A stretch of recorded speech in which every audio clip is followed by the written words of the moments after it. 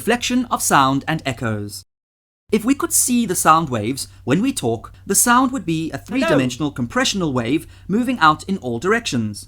The vibrations are parallel to the direction in which the sound is traveling. When the sound wave hits a barrier, it is reflected.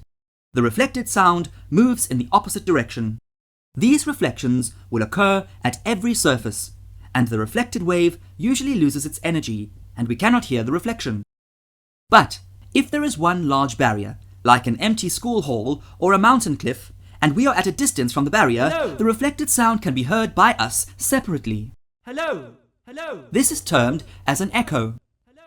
This property of waves is used in several fields, such as navigation and ranging, as well as by animals such as bats and dolphins. Starting to feel it?